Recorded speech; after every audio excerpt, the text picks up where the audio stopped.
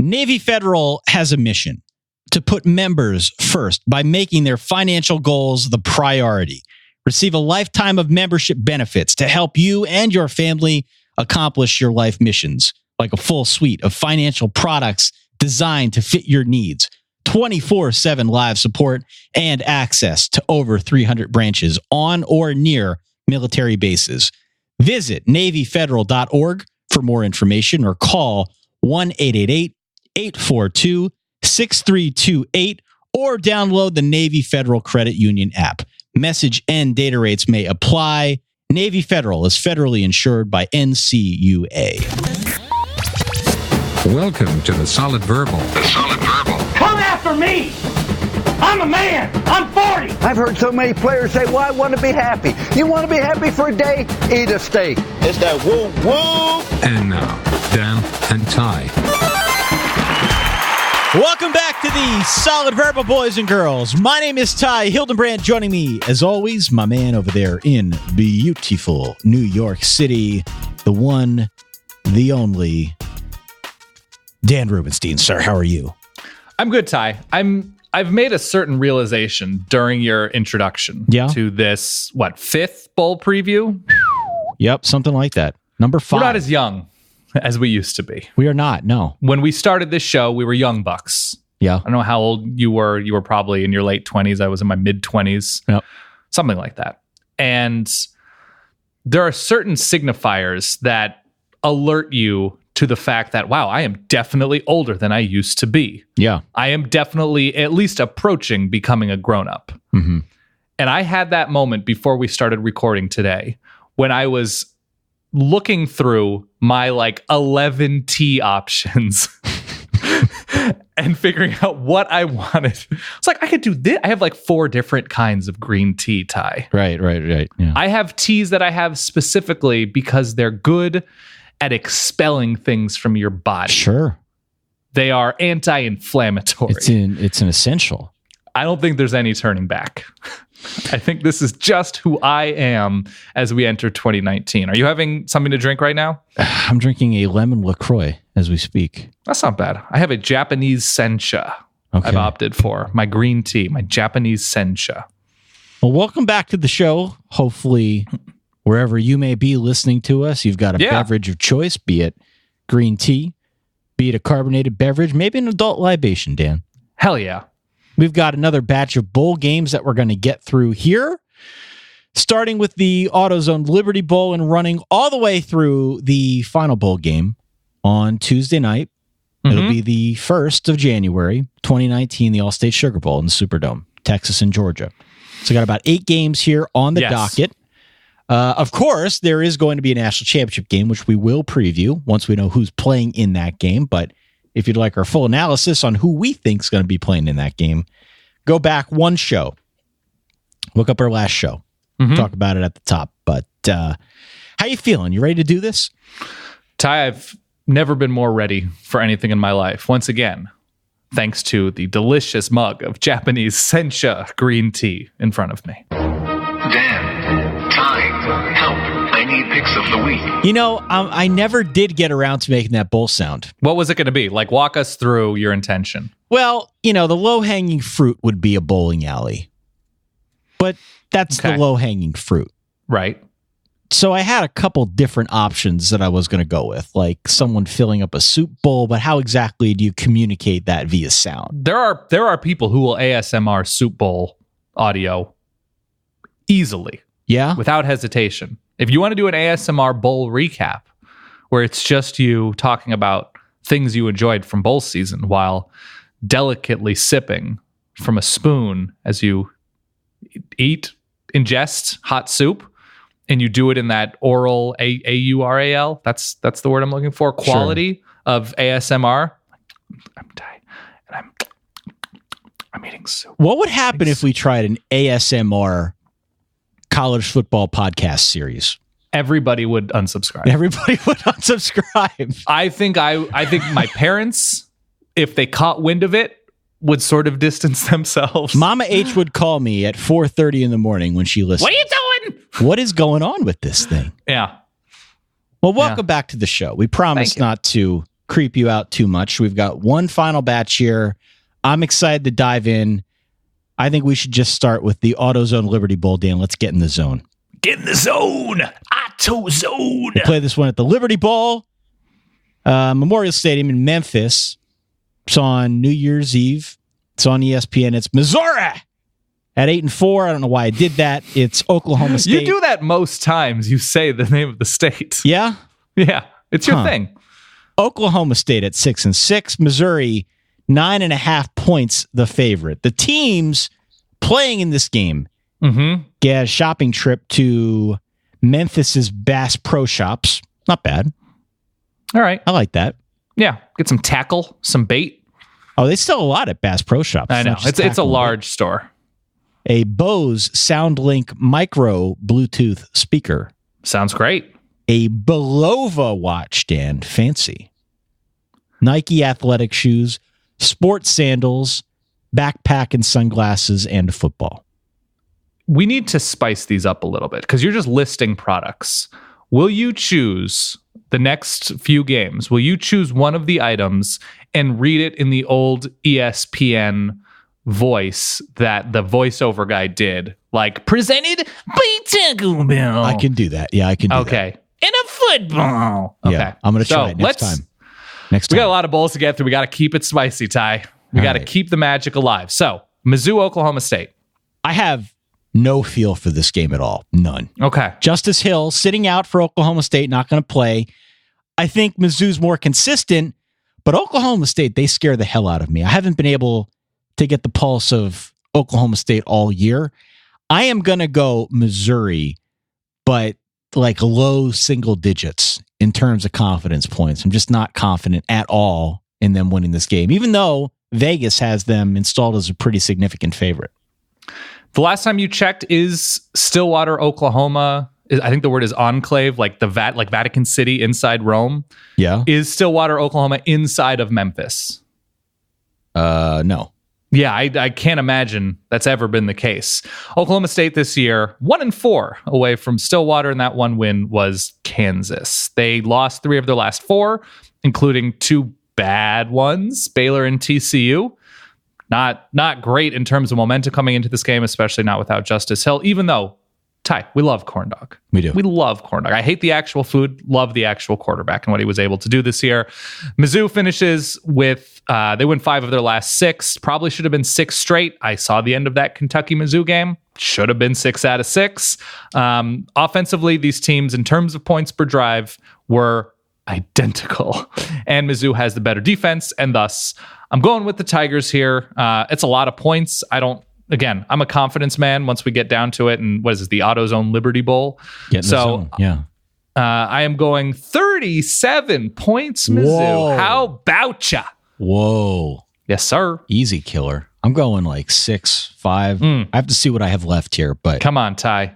no, not a good read on this game at all. But we do agree. We both like Mizzou. Memphis, just get barbecue somewhere. Anywhere. Rendezvous.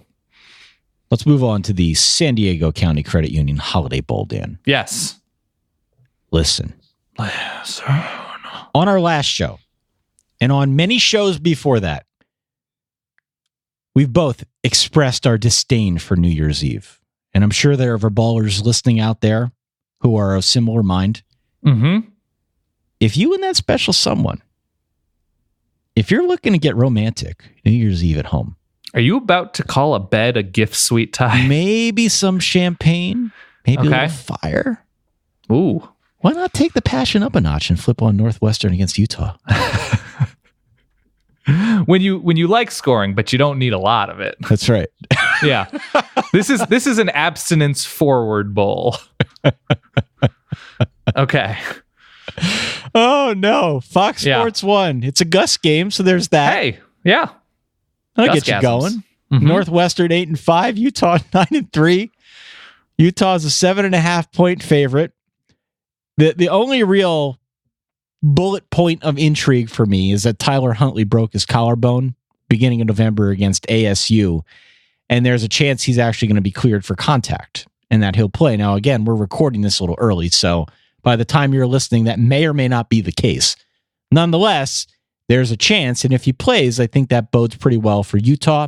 The other thing that bodes really well for Utah, Kyle Whittingham is 11-1 in bowl games over the course of his career. He shows up. He knows how to coach in bowl games. I think it's low scoring. I think it's ugly, but I'm pretty confident in Utah here with 17 confidence points.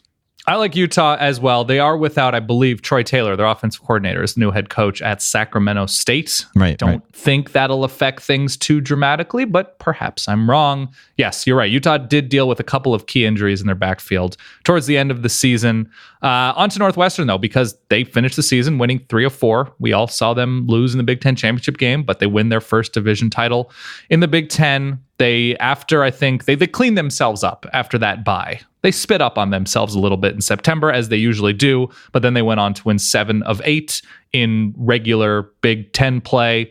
Offense is still rough. It improved from like disaster to pretty bad when they went to Isaiah Bowser. He was at least a ray of sunshine at times, but Utah, I just think, is stronger. They finished their regular conference season winning 6 of 7. That's wins over Oregon, Stanford, USC, before they spit up on themselves against Washington again, we've talked previously about burying game tape underneath the core of the earth. Shoot it down into the earth or out into orbit. Let future generations stumble upon it and be horrified. The Pac-12 championship game against Washington. Utah has the better defense to me, and I just think it is a plain good matchup for the Utes. And you're right about what they've been able to do in the postseason, in bowl season. So I'm going with the Utes here. And confidence-wise, I want to say I have this somewhat high. Yeah. Oh my gosh, Ty, we're at 38. These are my money bowls. I got all my big pointers out of the way. I know you did it early on. Get them out of the way early. I did lose. What was your big whiff? The big whiff was Louisiana. Yeah. But all the other ones I've hit. You raged a little too hard on those Cajuns. A little bit. Yeah. Okay. San Diego, though, right? San Diego. I got recommendations aplenty, Ty. Real quick. Great burger at Hodad's. It's right by the water. There might be a couple locations now. Really, really good burger. And do not try to take down an entire milkshake yourself. You will become cold and it will wreak havoc on your system like it did for Illini fan Scott, friend of the program. Also, there's a place called El Indio, and I still have a shirt from El Indio. They claim to have, and I have no reason not to believe them, invented the taquito. Okay.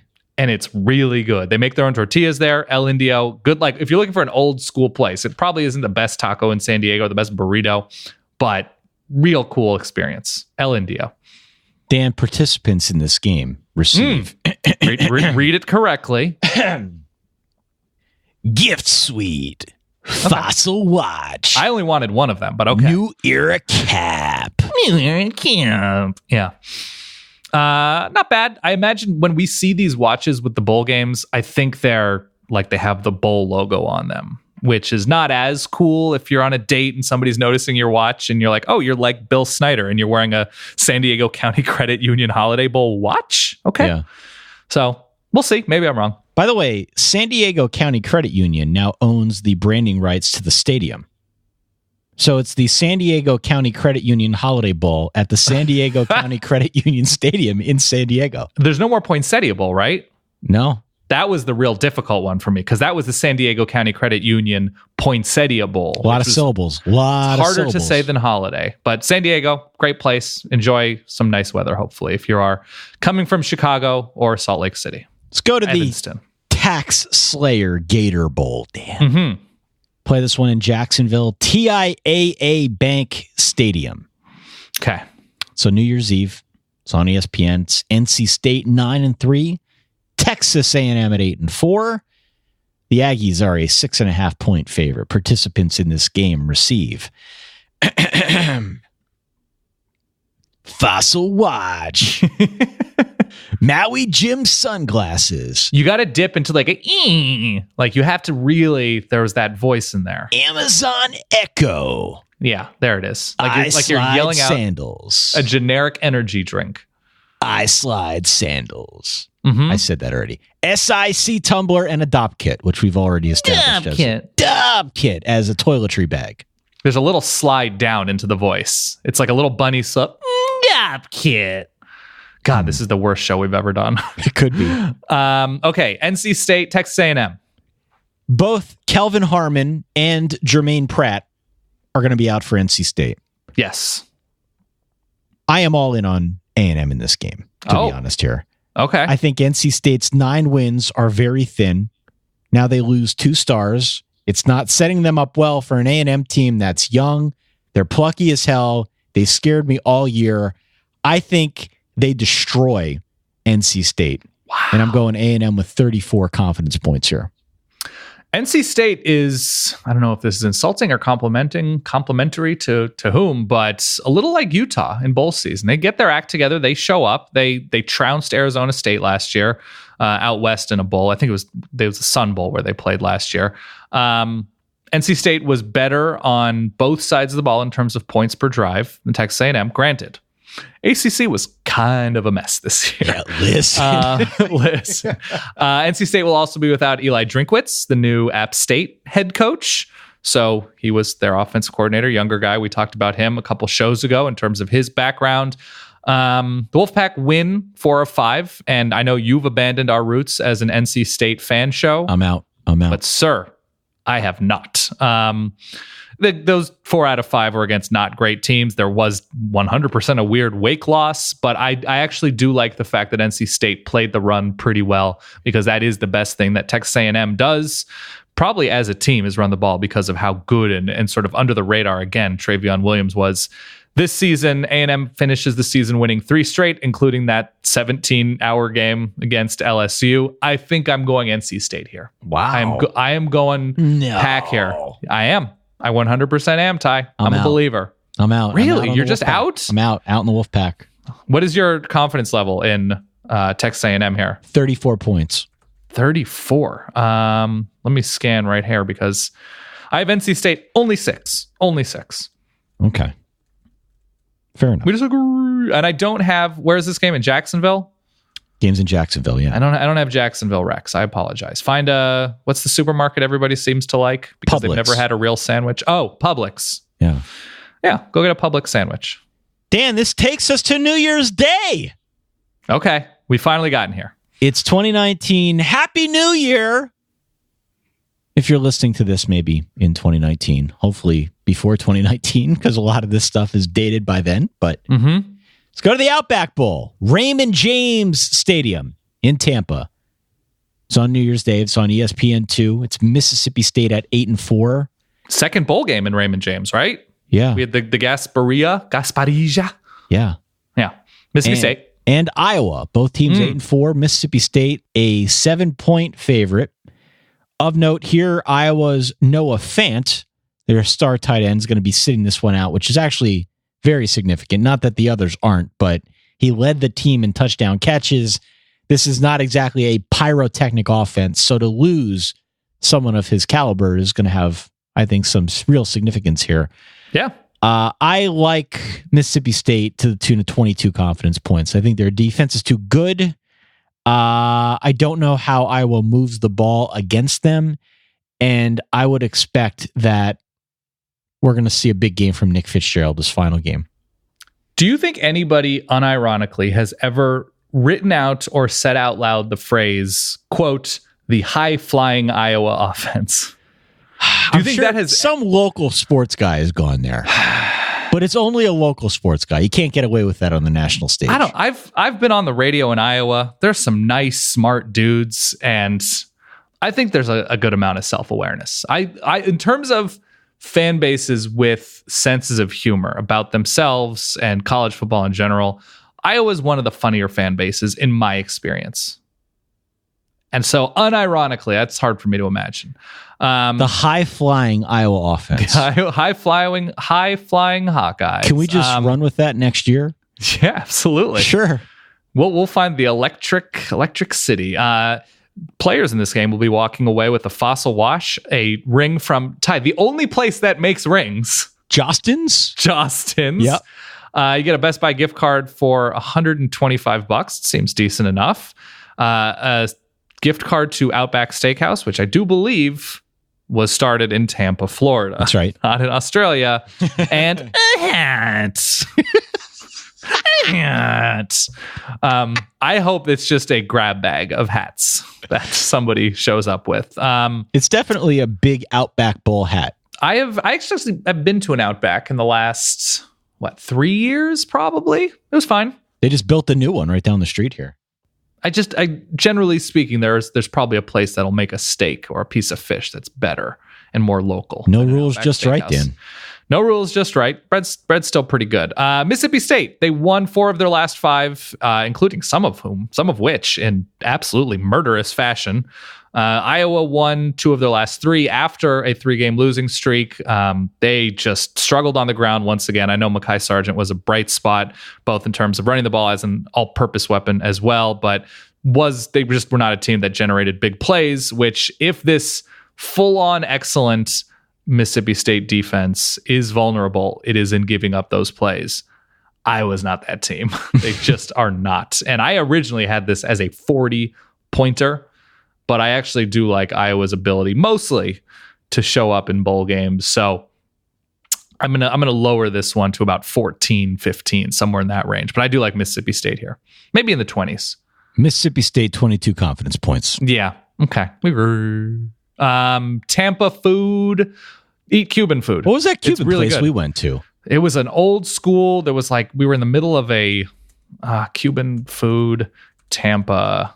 It was, we had good sandwiches. It was an Andy Staples rec. It was an Andy Staples recommendation. It was very in a very good way, old fashioned. I think they made salads at the side of your table. Was it La Teresita? That sounds familiar. It looks like it was probably La Teresita. Let's move on to the VRBO Citrus Bowl. Yeah, let's do it. What is VRBO? You don't know what VRBO is? No. VRBO is like Airbnb, I think. VRBO. Yeah. Citrus Bowl. Mm-hmm. Camping World Stadium in Orlando. Also New Year's Day on ABC. Kentucky at 9-3. Penn State at 9-3. The Knits are a 6.5-point favorite.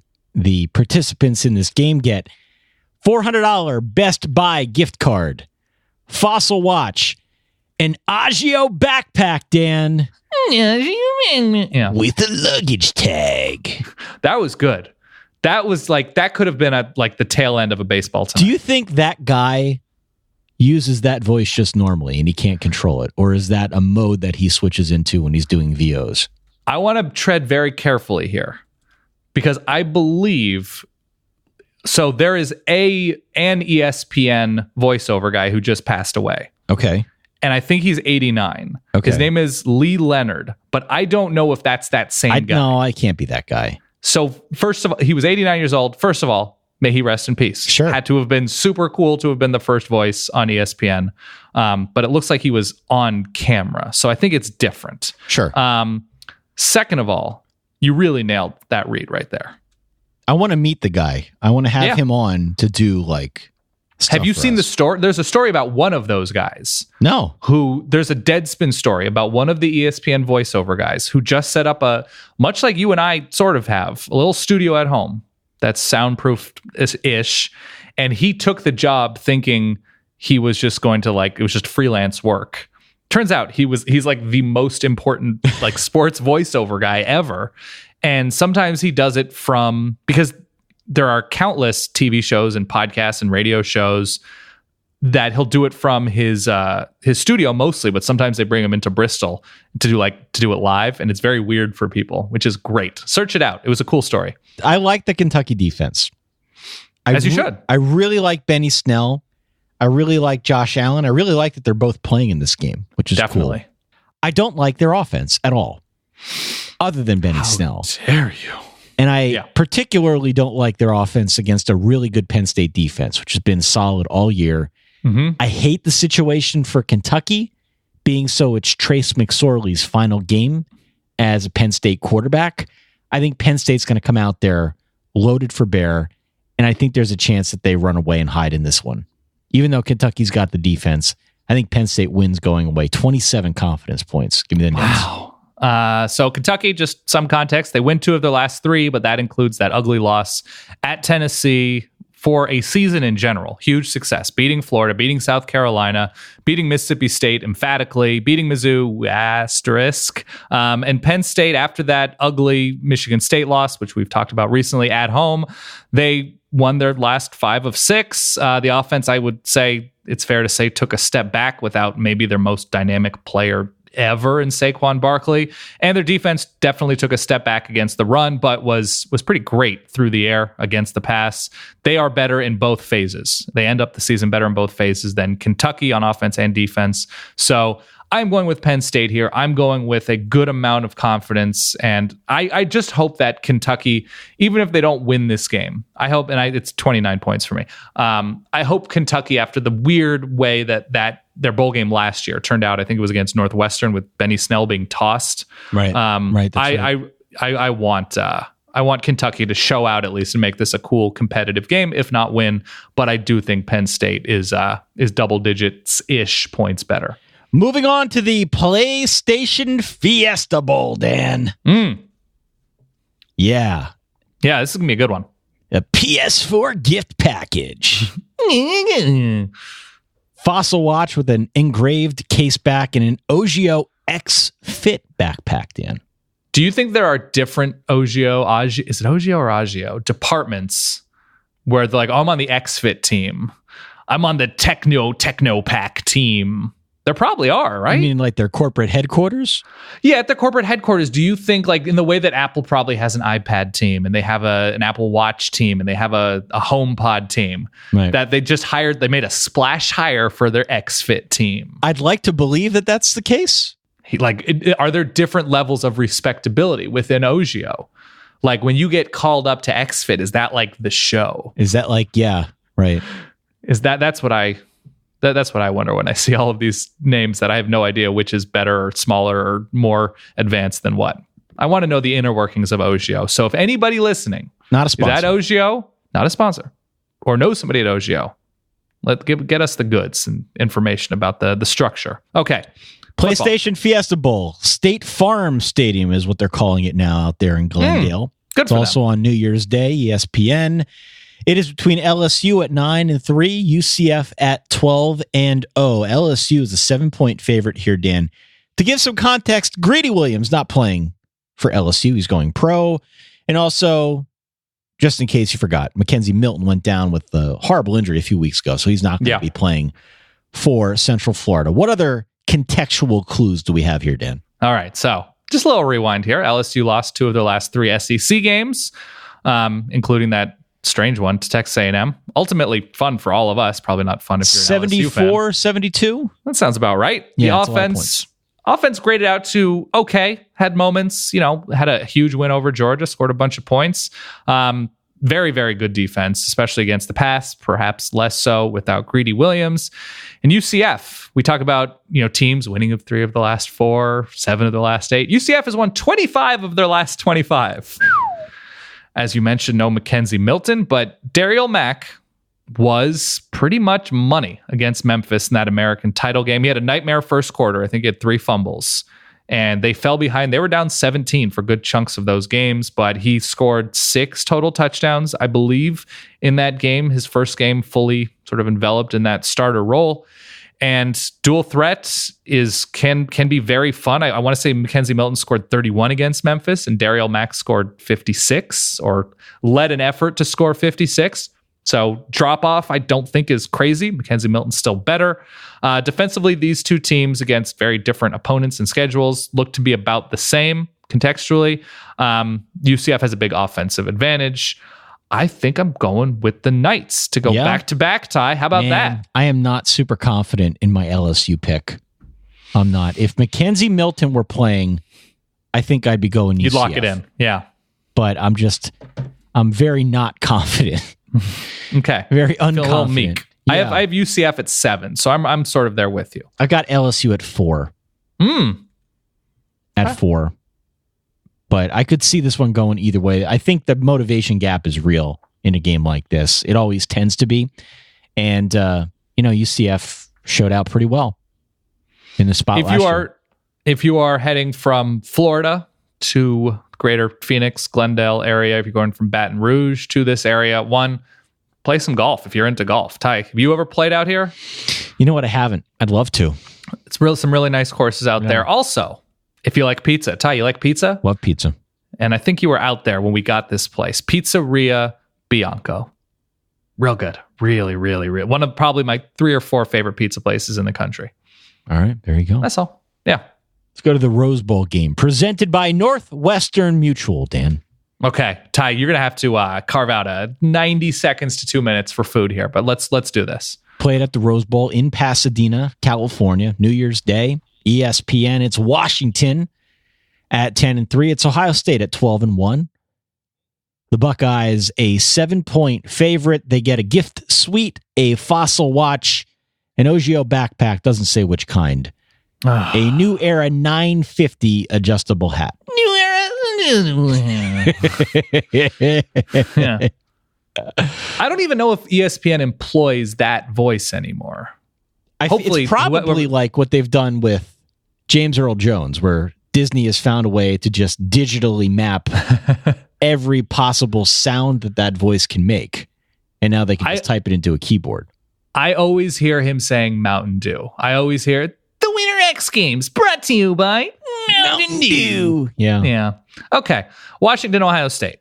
Here's what we have working against Washington. Okay. We have Urban Meyer's. We all saw the game. Pac-12 championship. Oh, we saw the That's working we against saw them. that. Yeah. But we have Urban Meyer's final game. So we know Ohio State's going to be amped up for that. Correct. This also feels to me like one of those timeless classics, those Jake Browning can't get over the hump type games. Okay. We've had a couple of them. I think we got Dwayne Haskins going out there trying to improve his potential draft stock. Maybe his last game as a Buckeye, yeah. As of the time we're recording this. I think a lot working in Ohio State's favor. I love Washington's defense, but there is something about them now, as there was earlier in the year, where it feels like there's another gear. They haven't reached it. Give me Ohio State in 22 confidence points. Wow. Okay. So Washington did finish the season winning 5 of 6, not always in impressive fashion. They did beat the best team on their schedule. And yes, that includes Auburn. But now I'm referring to Utah. They beat them twice. The offense did seem somewhat off this year. I'm not even referencing the Pac-12 championship game, but in terms of moving the ball downfield, generating bigger plays on the ground. I know Myles Gaskin was battling injuries, but he still goes over 1,000 yards. They just were not that explosive, particularly on the ground. And Ohio State won 12 of 13 this year. Just that Purdue game. That was the hiccup. Dwayne Haskins, amazing. And like you have to deal with, Ty, in your backyard. Yeah. You don't always have the best time accounting for a lot of grass. That's right. And this Ohio State team can give up a lot of grass. And this is the real thing, I believe, still in the Rose Bowl Stadium. So that is a concern. I don't think the matchup is particularly great for Washington. I love the Husky secondary against this passing attack. In the open field, I love the safeties. I love the corners. Byron Murphy is as physically talented a corner, I think, that there is in the country. He's coming out, or is expected to come out for the NFL draft. So that to me is incredible. So if Ohio State is sloppy through the air, I think Washington can take advantage. But in a game like this, against an Ohio State team that is going to be playing out of their minds in Urban Meyer's last game, I think you got to have bucket getters, and I just don't see it out of Washington. It's hard for me to see Washington scoring 35, which I don't see it. No, I don't see it. Ohio State is going to score. Maybe not a lot. Maybe they're held down a little, but it feels like that's the region that Washington needs to enter to win this game. So what confidence did you say? 22, again? Ohio State.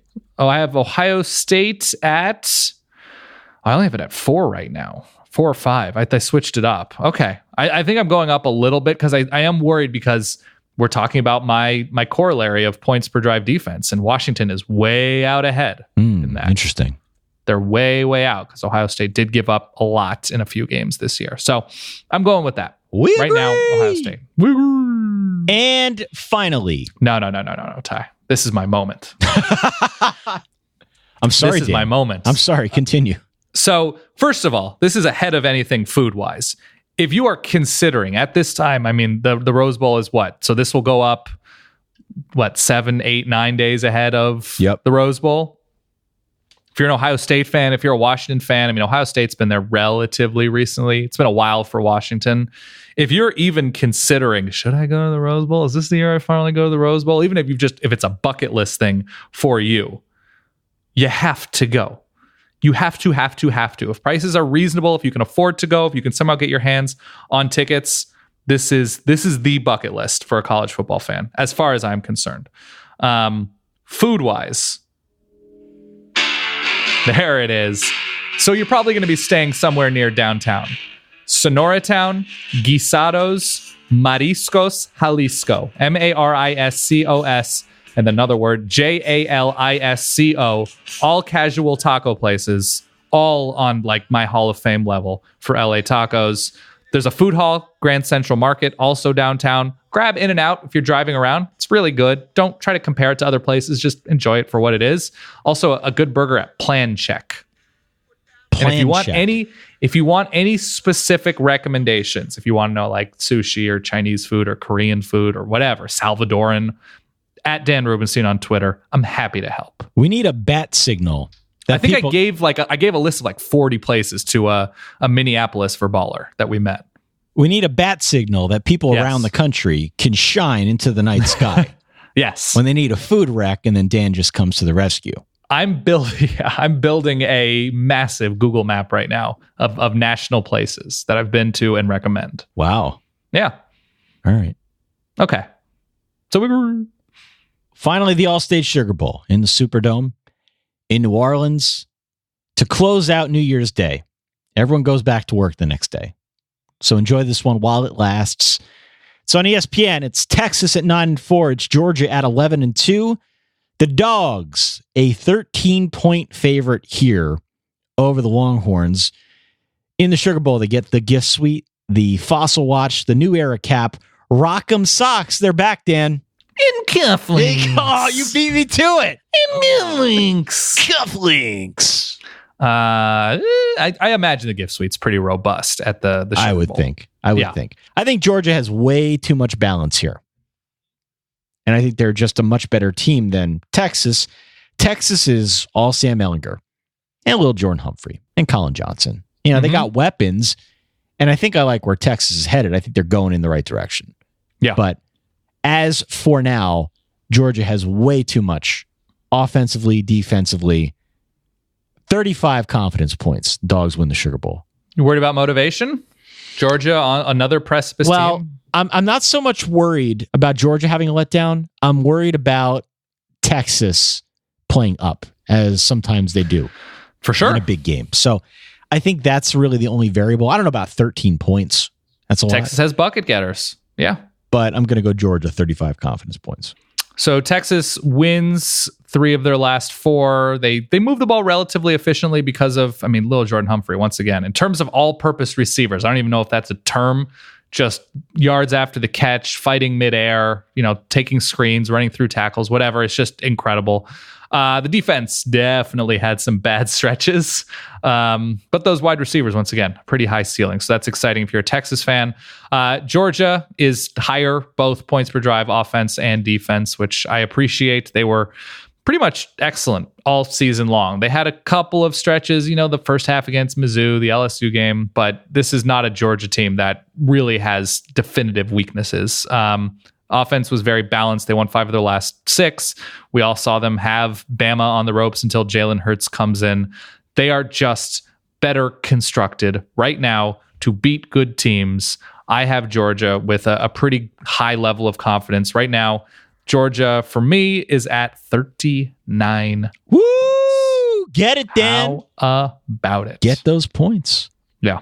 Also, if you're in New Orleans, which arguably is just the most indulgent place to eat food in America. You've been, right? Yeah, bunch of times. It's really tough. It's a cliche, but it's really tough to get a bad meal. If you're a po' boy kind of person, killer po' boys, and there's a place a little outside of the tourist area called Bevy, Bevy. Outstanding. I like Koshan Butcher for sandwiches. Koshan for a sit-down restaurant is great, but it's very tough. If you want beignets, the famous place is what's Cafe Du Monde. It's open, I think, 24 hours. Just go when you're drunk in the middle of the night. But again, don't wait in lines. Don't wait in long lines unless you're dying for a very specific place. Don't wait 3 hours for a meal, because Sylvain is incredible. Sylvain, one of the best pork shoulders I've ever had. It's just, you throw a stone, you swing a cat, you're going to hit an amazing place. So really do it upright. If you're a Texas fan, if you're a Georgia fan, you're probably used to eating pretty well, but good for you. Get to go to New Orleans. So I'd like to give ourselves a round of applause here if we could, Dan. No, we've for sure earned it. And Randy Newman, yes. We did it. 5 bowl preview shows. Mm-hmm. Covered a lot of ground. Hopefully, we provided some useful information that can inform your confidence pools, Dan. Didn't even start doing a weird voice until the 5th one. So that was pretty good. We held off. We held off. Restraint. We've got one more show left in 2018 that I'm sure we're going to have a lot of fun with. We'll review some bowls. We'll talk about the state of affairs moving forward into the national championship. But one more show in this dang year, Dan. How do you feel about that? I feel great. I feel as if the year, even though in terms of wackiness and chaos and stories coming out of nowhere and a number 1 ranked team finishing with 3 losses, there wasn't that we weren't injected with all sorts of electricity because of the season. But that's okay, because we still got some really cool storylines, a lot of cool G5 storylines, teams making leaps up, teams like Syracuse or Kentucky, Utah breaking through, Northwestern breaking through and winning their divisions. And it wasn't a huge coaching change year, a carousel year, but still some fascinating flips to pay attention to for 2019. And just a couple of housekeeping notes. Please. We are not going to the Bay Area for the national championship. No, we've gotten some emails about if we're doing a live show, if we're doing a meetup, et cetera, et cetera. Unfortunately, we're kind of taxed out, and this year will not be. Need a break. We did Minneapolis instead, because to do something a little bit off the beaten path for us was attractive. So we will not be in San Francisco, Oakland, Bay Area, Santa Clara, and honestly, just watch this game on TV. It's it could be Alabama, Clemson 3. So that's not happening, but I anticipate we'll try to do that, 2020. Oh, yeah. We'll get back on that. Where's the game in 2020? You can look that up while I'm rambling on and on. But once again, because it's important to us that you know this, because if you like this sort of weird college football show that we do it all year long. We'll do it once a week after the season. We will do another recruiting special in early February. We will do more Homer episodes with experts who have combed through the teams that they cover with a finer tooth comb than we have and are able to do. So we will lean on those people across the country. Spring football will be here before we know it. We will do weird episodes. We will do in-depth episodes. We will do scheme episodes. We will have voices on the show that we have not had. We will take chances. We will fail, but we will also succeed sometimes. Hopefully, we will do a fantasy draft live show in August. We will do fantasy things, and we will invent new weird stuff. So if you like the show, it goes to a fun place in the off season. So pay attention to your podcatcher of choice. Sure. If you happen to listen and subscribe on Apple Podcasts, throw us a tremendous review. Give us all of the stars. It helps, I think. I don't know. And we're here all year. We don't take breaks. We don't get tired. We'll keep podcasting. So the 2020 games in New Orleans. I did a pretty good job stalling there, didn't I? No, you did a great job. Thank you. It's in New Orleans, so perhaps we can cash in on some of those food wrecks. Ty, we are in person. We're going big. But as Dan said, we will be here all off season. We got big plans for 2019. We're excited about what 2019 has in store for us. So we appreciate everyone sticking with us all throughout the season, all throughout bowl season, and hopefully for at least 1 or 2 more shows. Yeah, and we'll have more merch, right? Merch. Yes. Merch is coming. We'll have more merch. All right. Yeah. Well, Dan, go get some rest. Yeah, like Michigan State's 2016, I have tired out near the end. For that guy over there, Dan Rubenstein, for myself, Ty Hildenbrand, thanks again for tuning into the show. Catch y'all in a few days. In the meantime, enjoy your week, enjoy your weekend, stay solid. Peace.